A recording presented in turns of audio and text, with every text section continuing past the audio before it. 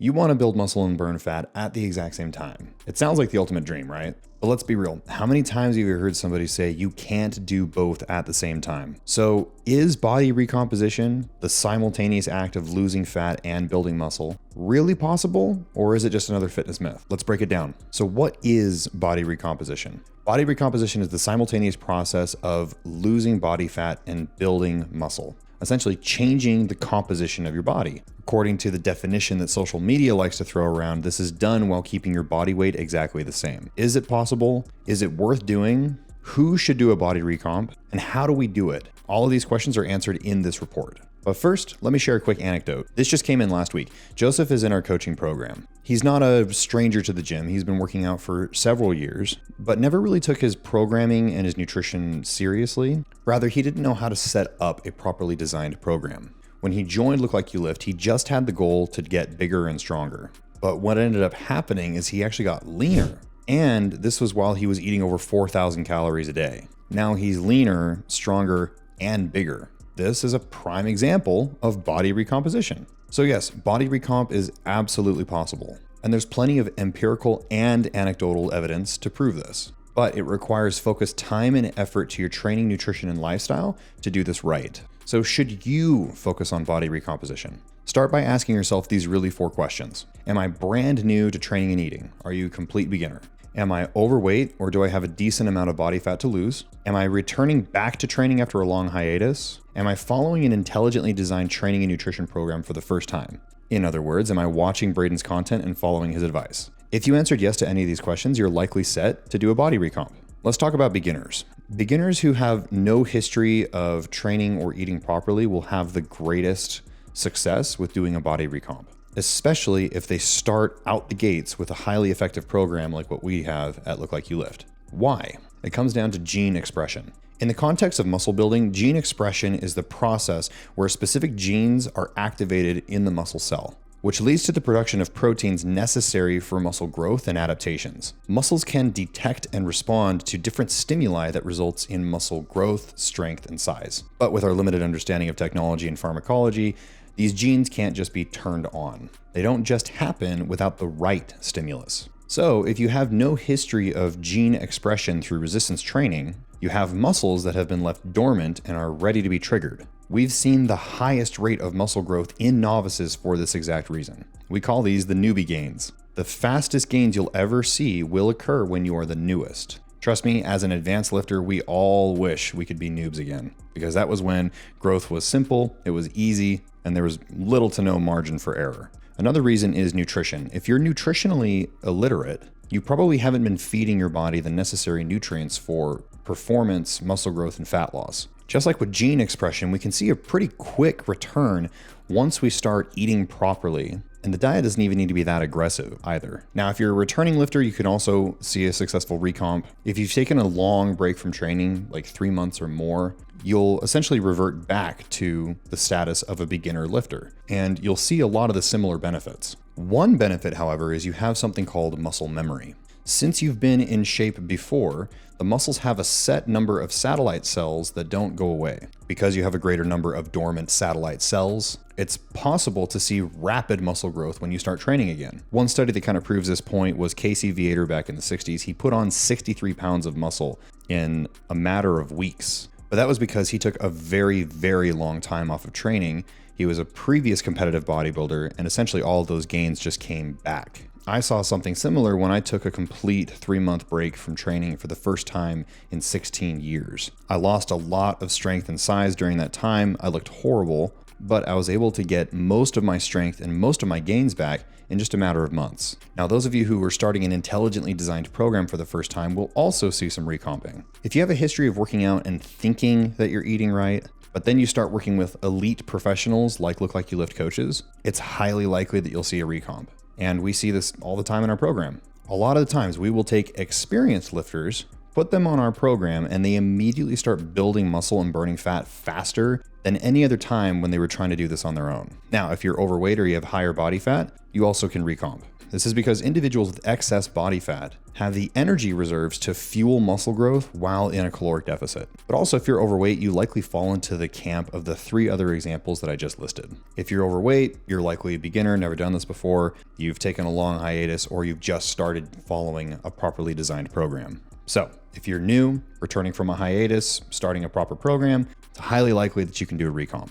But before we go any further, we need to talk about the most common myth when it comes to body recomposition. You're not losing 10 pounds of fat and building 10 pounds of muscle at the exact same time. It's not happening. First, we need to understand just how vastly different muscle tissue and body fat really are. Body fat is a storage cell. It stores energy in the form of triglycerides to be used for later. And muscle is a connective tissue with a complex network of sarcomeres, satellite cells, glycogen, and nerve cells, all in charge of creating movement. One is pretty straightforward and simple. The other is a complex, energy-intensive organ. One can easily be manipulated through energy balance through eating and movement. The other requires genetic signaling and ample amounts of energy and nutrients to grow. Nobody on the face of this planet is losing exactly 1 pound of body fat and putting on 1 pound of muscle tissue at the exact same time. Even with high amounts of androgens and steroids, this is not happening.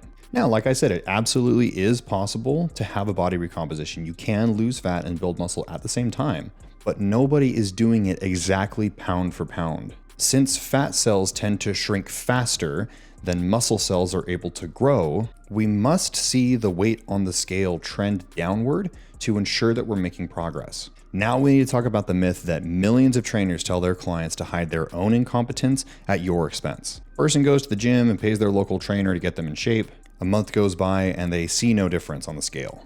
Then the trainer says, that's because you're building muscle and losing fat at the same time, and that's why the scale hasn't changed. Bullshit. If your trainer has ever said these words, not only are they scientifically illiterate, they're covering up for their own ignorance by lying to you. Fire them immediately. Now, let's talk about the science behind a successful body recomposition. How should we set up our training, nutrition, and our lifestyle habits to have a successful recomp? Body recomp has 2 simple objectives: reduce fat and build muscle. So we're going to be working with the manipulation of 2 completely different tissues. To reduce fat, we need to tap into those energy stores. When the energy is used up from a fat cell, it shrinks. This means we need to consume less energy than what we expend. The result is less body fat.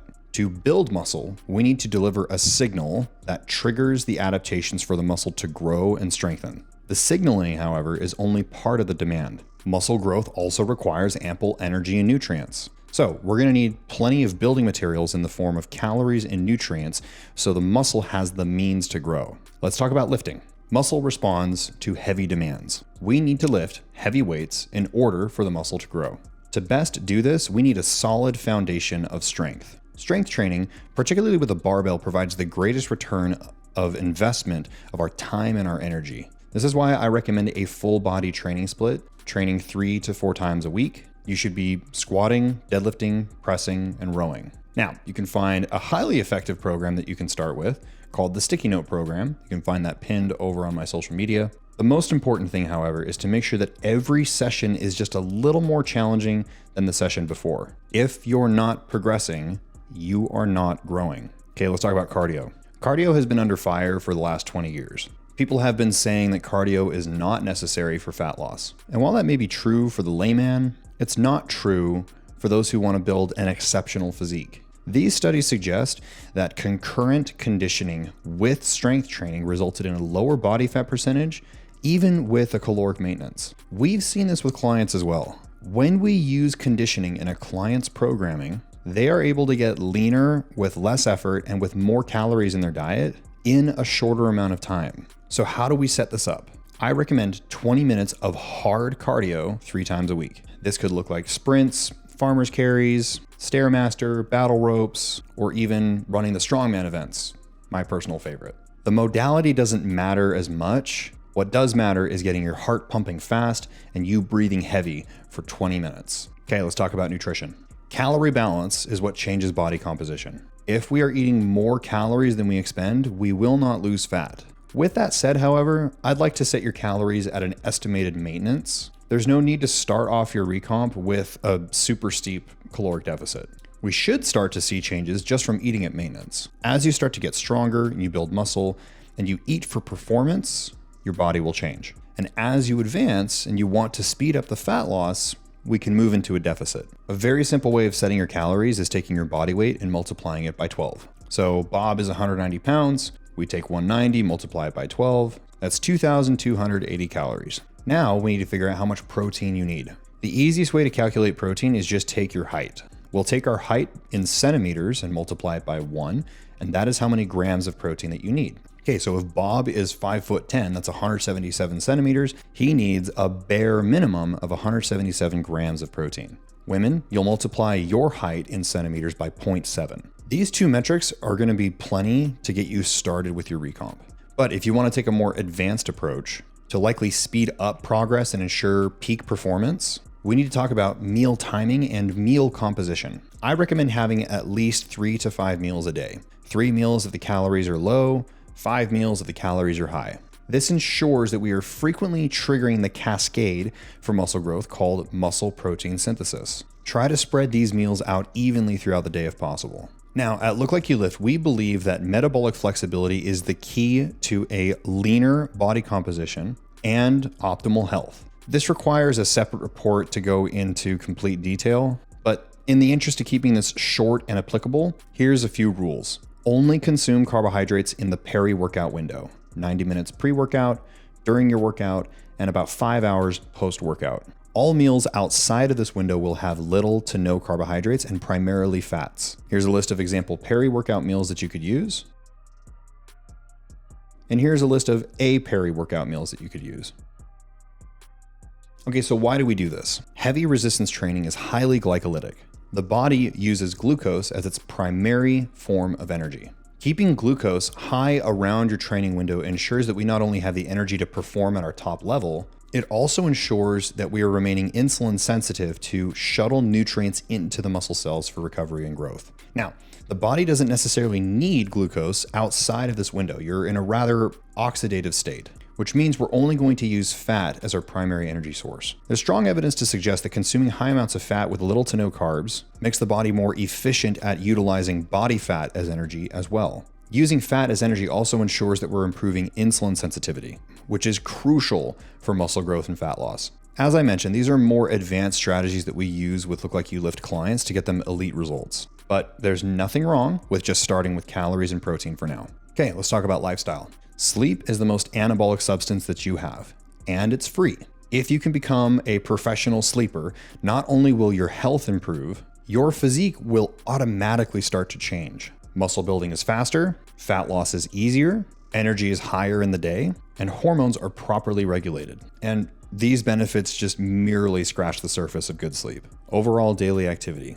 We've seen the most successful clients when we can keep them active throughout the day, not just for their 1 hour workout. Again, if we can keep you active throughout the day, not only will your fat loss be easier, you're going to be healthier as well. Now, people who are more active throughout the day tend to be leaner and healthier than those who just have a 1 hour workout in a day. But this doesn't mean that we're going to be working out all day, every day. We need low level, low intensity activity. So what's the best way to do this? Walking. What's the best way to track walking?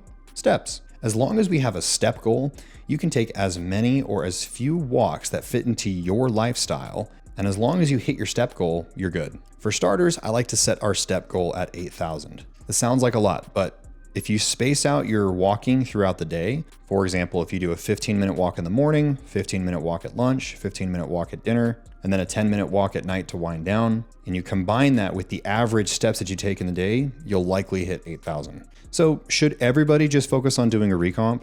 Most should and most can, but there's a small number of people who it wouldn't be beneficial for them and it would just be a waste of time. Individuals who are very lean. The major benefit of doing a body recomp is you have extra body fat that will aid in our muscle growth, especially when we have fewer calories from food. The leaner you are, the fewer fat stores that your body has to tap into energy for recovery. If you're very lean, you're better off just going into a lean controlled bulk. Individuals who are very trained. If you are very advanced or have made a lot of strength gains and have come close to your genetic ceiling, the difficulty of growing additional tissue increases. And there's more things that we have to pay attention to make sure that we're continuing to grow. While it's easy for a novice to grow with minimal effort and attention to detail to their training and nutrition, the same cannot be said for trained athletes. If you're already strong and muscular, you're gonna need more energy and more time and more nuance to your program to grow. So in this case, trying to catch two rabbits results in catching neither. Your best option here is to either prioritize muscle growth while minimizing body fat, or prioritizing fat loss while minimizing muscle loss. So pick your strategy, either build muscle or lose fat. Okay, so how do we measure progress? So one of the biggest problems I run into with people who try to do a recomp is lack of tracking. They'll build their meal plan, they'll set their workouts, and they'll just check in the mirror every few weeks to see if they're making progress. This is not an effective way to determine progress. In Look Like You Lift, there are three major ways that we determine if we're making progress or if we need to do some troubleshooting and make some changes. Number one is logbooks. You should be tracking your workouts. Showing up and just doing what feels good or doing the latest workout that you saw on Instagram is not an effective way to grow. If larger muscles means greater force production, then it stands to reason that we should be monitoring our force production. We do this by logging the weights and tracking the volume from our training sessions. If each session is either increasing in weights, reps, or sets, or all three at the same time, that is a very good indicator that we're growing. Now, if we're plateauing on our lifts, it means that we're probably missing something and we need to do some troubleshooting. Number two is body weight. You should be logging your weight every single day and taking a look at the weekly average. We should see a slow and steady trend downward. Now, for your first month or two, it's okay if we don't see an immediate trend downwards. But after your newbie gains are made, we should start to see a downward trend. And if we're not, we need to troubleshoot. Number three is progress photos. I think this is the biggest key to monitoring progress for the recomper. Now, since your body weight will be highly variable during this period, the next best indicator that we're making progress is through pictures. Take monthly progress photos in the same location, with the same poses and the same lighting to ensure consistency. Now, these are the major tools that we use with clients, but you could use other tools if you like. Body recomposition isn't just a dream. It is achievable with the correct strategy. By focusing on strength training, smart nutrition, and consistency, you can build muscle, lose fat, and transform your physique. Now, if you're ready to make your body composition a reality, I'd love to help. You can click on the link in our description to check out our coaching program and see what it's all about and see if that would be a good fit for you. Hope this was helpful. Like and subscribe. We'll see you in the next one.